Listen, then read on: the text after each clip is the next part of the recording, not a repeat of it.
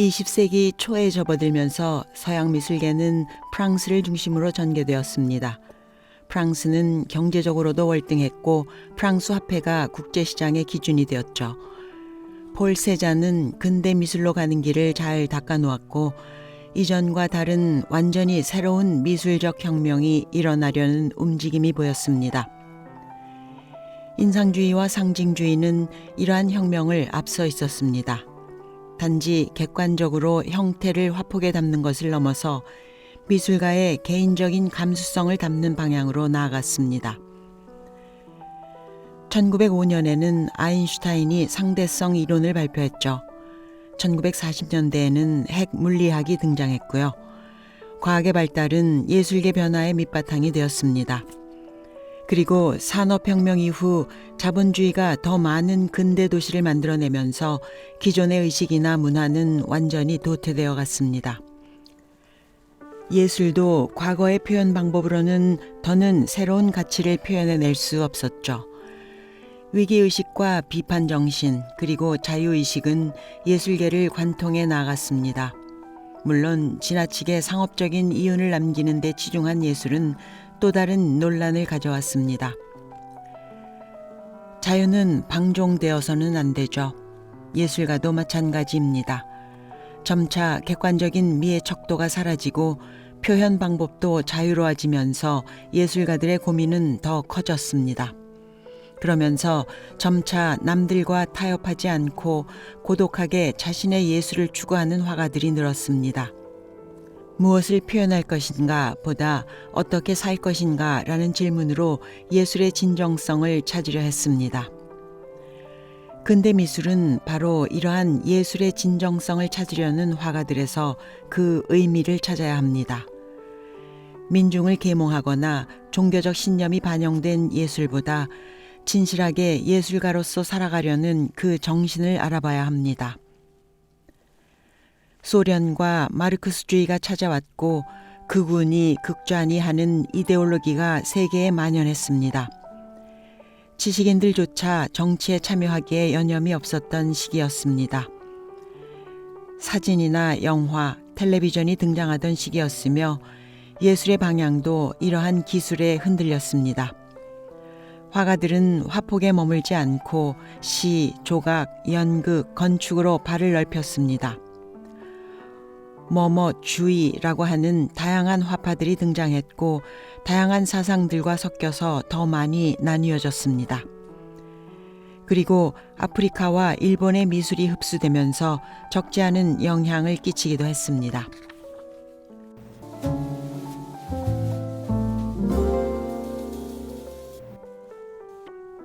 야수주의, 포비즘은 20세기로 넘어오면서 색을 자유롭게 사용하고 회화에 화가의 감정을 이입시키려는 경향이 뚜렷이 나타나면서 등장한 화파입니다. 반 고흐나 고갱, 세잔을 동경했던 젊은 화가들이 더욱더 다양한 색채와 형태를 나타내며 새로운 시각으로 후기 인상주의를 재해석하려고 했지요. 야수주의라는 이름은 미술평론가인 루이 복셀이라는 사람이 살롱 도통르라는 전시회에서 고전주의 작가 알베르 마르케의 작품을 보고 감탄하여 한 말을 가져온 것입니다. 그는 야수들 가운데 도나텔로가 있다라는 말로 그 조각상과 마티스들의 작품이 전시되어 있는 모습을 표현했습니다. 얼마나 파격적이었는지 그들을 야수라 부른 것입니다. 1899년 이후 마티스를 중심으로 모인 개성 넘치는 화가들 12명이 추구했던 것이 하나의 뭐뭐주의라고 불리게 되었습니다. 야수주의자들은 눈에 보이는 대로 그리는 것을 좋아하지 않았습니다. 고흐나 고갱의 영향이 컸었죠. 그러나 그들은 후기 인상주의를 넘어서려고 했습니다. 고흐의 그림을 보면 대상이 가지고 있는 형태나 색상을 넘어서지는 않았습니다. 그러나 야수주의자들은 색채와 형태의 형식이라는 것에서 완전히 해방되었습니다. 야수주의자들은 순수 독립적인 색채를 중요하게 여겼습니다. 면과 윤곽선은 무의미하다 여겼고 자유롭게 화폭에 표현했습니다. 야수주의의 주관적이고 자유로운 형식의 변화는 20세기 미술의 큰 바탕이 되었습니다. 이후에 등장하는 초현실주의에까지 크나큰 영향을 끼쳤죠. 야수주의의 대표화가 마티스, 1869년에서 1954년. 마티스는 사실 야수주의의 우두머리였다고 말할 수 있습니다. 야수파를 이끌었고 야수파 미술의 화법을 확립했죠. 그리고 그는 20세기 프랑스 미술계에서 가장 위대한 인물로 꼽히기도 합니다. 마티스는 20살이 될 때까지 미술에는 관심조차 없었습니다. 법률을 공부했고 법률 사무소에서 일하기도 했죠. 그러다가 캉탱 라투르라는 학교에서 취미로 소묘 공부를 하게 되었습니다. 그리고 1890년에 맹장염으로 병상에 누웠는데 그때 그림을 그리기 시작하다가 본격적으로 그림에 빠지게 되었습니다. 급기야 법률가로서의 길을 그만두고 화가의 길로 완전히 방향을 바꿨습니다. 파리로 가서 1891년 공립미술대학 입시 준비를 합니다.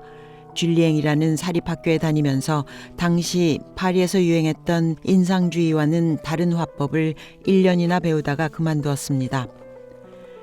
1892년에는 장식 미술학교에 다니면서 상징파 화가인 귀스타프 모로의 제자가 되었습니다.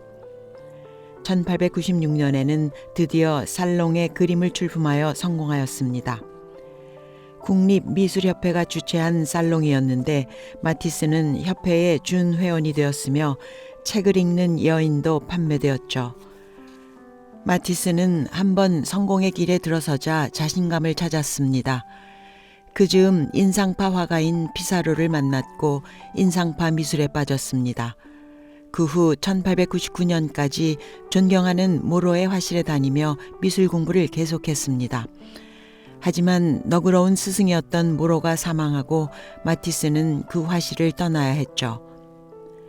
1899년에는 파리의 미술대학에서 조각을 공부하기도 했습니다. 로댕의 작품을 연구했고 다수의 조각 작품을 남겼습니다. 살롱전에는 작품을 내놓지 않았지만 파리 화단에 차츰 이름이 알려졌습니다. 1900년대에 막 들어서서는 진보적인 미술전들의 작품을 출품했습니다. 앵데팡당전 등이 그러한 살롱이었죠. 하지만 경제적으로는 풍족한 것만은 아니었습니다. 주목받았지만 삶은 팍팍할 때가 많았죠. 1904년에는 어려운 가운데 첫 개인전을 열었는데 무참히 실패했습니다. 그리고 그 다음 해에는 눈물을 훔치고 파리를 떠났습니다. 지중해 연안 작은 어촌에 가서 새로운 화가로서의 삶을 살았죠. 지중해의 자연 환경 속에서 그는 세계 자유를 찾았습니다. 그 후 파리에 다시 돌아와 자신의 아내를 그린 모자를 쓴 여인 등 그림 2점을 살롱 도톤전에 선보였습니다. 비평가 루이 복셀은 여기에 출품한 그림을 그린 화가들을 보고 야수들이라고 불렀죠. 이 순간 바로 야수파가 탄생했습니다. 야수파의 지도자로서 경제적인 여건도 나아졌습니다. 이후 살롱전과 개인전을 열었고 1907년에는 후원자들의 도움으로 미술학원을 열기도 했습니다. 1908년에는 프랑스를 벗어나 미국과 소련, 독일에서 개인전을 열었죠. 그 후로도 줄곧 전시회를 미국에서 열었는데 많은 논란을 가져왔습니다. 시카고 전시회에서는 그의 그림이 불에 타는 일이 벌어졌습니다. 그는 이런 일련의 사건들에 지쳐갔습니다. 프랑스로 돌아온 마티스는 말년을 준비합니다. 이미 경제적으로도 충분히 풍족해졌고 명성도 충분히 쌓아서 더는 전위적인 표현법을 선호하지 않았습니다. 대담함과 단순함은 사라지고 표현 방법은 복잡하면서도 대중적이어졌습니다. 그때 그린 장식적 무늬가 있는 인물화 등은 대중적으로도 인기를 끌었죠. 마티스는 경제적으로 충분히 안정되었지만 게으른 화가는 되지 않았습니다. 1920년대에는 조각에도 노력을 기울였습니다. 1930년에 뒷모습을 완성하기도 했죠. 그리고 다양한 나라를 다니면서 작품 활동을 하거나 휴가를 보냈습니다. 미국 펜실베니아에서는 커다란 벽화인 춤 2를 그려 설치했습니다.